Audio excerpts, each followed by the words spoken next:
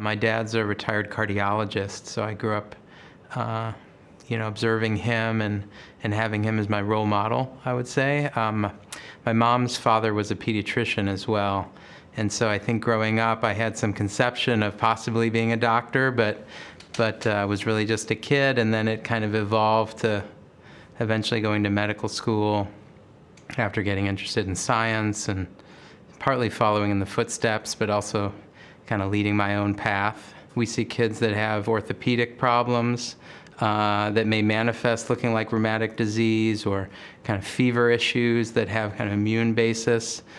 So from like an intellectual perspective, we're learning of a lot of aspects of medicine, but then focusing on the immune system and sort of working with a lot of different types of pediatric patients.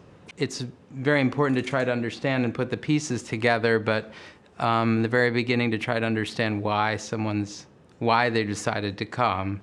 And sometimes the child pipes up and says, I really felt like I needed to see somebody else. No one can figure out what's going on.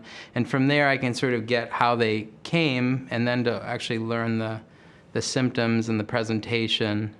The physical exam is helpful sometimes to understand things, but it's more kind of listening and asking the right questions at the right time and sort of hearing the history. My biggest relaxation and sort of outlet is continuing to play sports. So I play on, for us, a rather competitive over 40 soccer team with some of the neighborhood guys.